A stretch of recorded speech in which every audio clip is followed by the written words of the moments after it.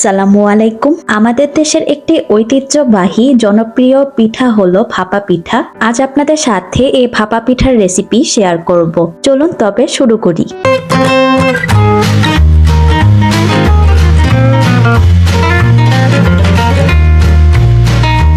ভাপা পিঠা তৈরি করার জন্য একটা পাত্রে অ্যাড করব 2 কাপের মতো আতপ চালের গুঁড়া। আপনারা চাইলে সিদ্ধ চালের গুঁড়া দিয়েও পিঠাটা তৈরি করতে পারবেন। দিয়ে দিব হাফ চা চামচের মতো লবণ। এখন শুকনো উপকরণগুলোকে ভালো করে মিশিয়ে নিব।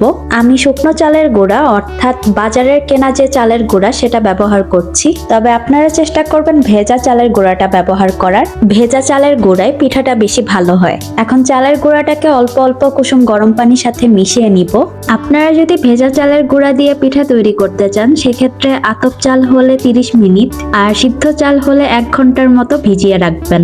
এরপর পানি ভালো করে ঝরিয়ে শুকিয়ে নিয়ে বাজার থেকে গুঁড়া করে আনতে পারেন, অথবা গ্রাইন্ডারে গ্রাইন্ড করে নিয়ে এরপর পিঠা তৈরি করতে পারেন। পিঠার গোলাটা তৈরি করতে আমার প্রায় হাফ কাপের মতো পানি লেগেছে। আপনাদের এর থেকে কম বা বেশিও লাগতে পারে। যেহেতু শুকনো চালের গুঁড়া তাই আমি কুসুম গরম পানি ব্যবহার করছি, কিন্তু ভেজা চালের গুঁড়া ব্যবহার করলে রুম টেম্পারেচারে থাকা নরমাল পানিটা ব্যবহার করলেই চলবে। গোলাটা যখন দেখবেন মোট করলে ভেঙে যাচ্ছে না, কিন্তু হাত দিয়ে চাপ দিলে ভেঙে যাচ্ছে, তখন বুঝবেন গোলাটা তৈরি হয়ে গেছে। ভেজা চালের গুঁড়া রেস্টে রাখার প্রয়োজন পড়ে না। যেহেতু শুকনো চালের গুঁড়া দিয়ে পিঠাটা বানাচ্ছি তাই রেস্টে রেখে দিব 1 ঘন্টার জন্য। প্রায় 1 ঘন্টা রেস্টে রাখার পর গোলাটাকে একটা চালনির সাহায্যে ঠিক এইভাবে চেলে নিব।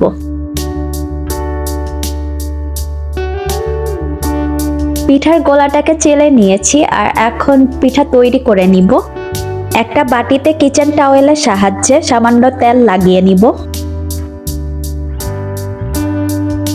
এখন অ্যাড করব ভিজিয়ে রাখা চালের গুঁড়া, দিয়ে দিব কুড়ানো নারকেল, অ্যাড করব সামান্য খেজুরের গুড়। পুর আপনারা নিজের ইচ্ছে মতো দিবেন, কিন্তু পুরের পরিমাণ বেশি হয়ে গেলেও কিন্তু পিঠা ভেঙে যায়, তাই এ ব্যাপারে একটু কেয়ারফুল থাকবেন।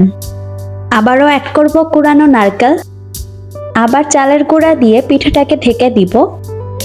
আর দেখা সৌন্দর্যের জন্য উপরে কিছুটা কুড়ানো নারকেল দিয়ে দিব। আলতো করে চেপে দিব, বেশি চাপা যাবে না, বেশি চাপলে পিঠা ভেঙে যাওয়ার চান্সেস অনেক বেশি থাকে। পিঠা তৈরি করার জন্য এরকম একটি হাঁড়িতে পর্যাপ্ত পানি অ্যাড করে ঢাকনা দিয়ে ঢেকে দিব ঠিক যতক্ষণ না পানিটা গরম হয়ে যাচ্ছে। এ পর্যায়ে চুলার আঁচ হাই করে দিব। প্রায় 10 থেকে 12 মিনিট পর পানিটা পর্যাপ্ত গরম হয়ে গেছে। চুলার আঁচটা এখন মিডিয়াম করে দিব।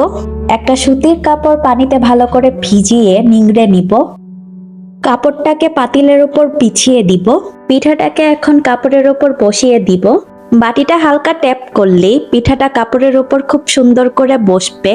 আর এই কাজটা খুব কেয়ারফুলি করতে হবে, তা না হলে পিঠা ভেঙে যাবে। পিঠাটাকে এখন কাপড় দিয়ে ভালো করে ঢেকে নিব।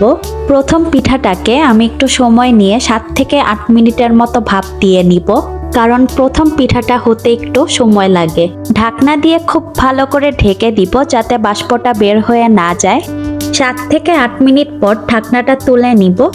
যে কোনো পিঠাই তৈরি করার সময় সাধারণত প্রথমটা ভালো হয় না, তাই প্রথমটা ভালো না হলেও মন খারাপ করার কিছু নেই, পরেরগুলো দেখবেন ঠিকই ভালো হচ্ছে। একটা টুথপিকের সাহায্যে একটু চেক করে নিব।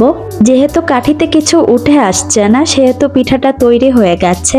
পিঠাটাকে এখন উঠিয়ে নিব। প্রথম পিঠা হলেও আলহামদুলিল্লাহ আমার পিঠাটা সুন্দর হয়েছে। আর এখন ঠিক একইভাবে বাকি পিঠাগুলো আমি তৈরি করে নিব। আপনাদের সুবিধার জন্য আরেকটি পিঠা আমি তৈরি করে দেখাচ্ছি। আর বাকি পিঠাগুলো হতে তেমন একটা সময় লাগবে না। 4 মিনিটের মতো ভাপে রেখে আমি পিঠাগুলো উঠিয়ে নিব। ভাপা পিঠা তৈরি করার সময় পিঠার গোলা তৈরি করা পুরের সঠিক পরিমাণের দিকে খেয়াল রাখবেন, তাহলে দেখবেন পিঠা ভেঙে যাওয়ার চান্স অনেকটা কমে যাবে। আজকাল ভাপা পিঠা তৈরি করার জন্য এ ধরনের হাঁড়ি বাজারে অ্যাভেলেবল কিনতে পাওয়া যায়। বাড়িতে যদি পিঠা তৈরি করার হাঁড়ি না থাকে তবে সাধারণ হাঁড়িতে পর্যাপ্ত পানি নিয়ে হাঁড়ির মুখে পাতলা কাপড় বেঁধে পিঠাগুলোকে ভাপে দিতে পারেন, অথবা স্ট্রেন স্ট্রেনার বসিয়েও পিঠা তৈরি করতে পারেন। চেষ্টা করেছি ভিডিওটির মাধ্যমে ভাপা পিঠা তৈরির A to Z tips and tricks আপনাদের সাথে শেয়ার করার, আর আশা করি দেখানোর প্রসেসটা ফলো করে আপনারাও পারফেক্ট ভাপা পিঠা বাড়িতে তৈরি করতে পারবেন।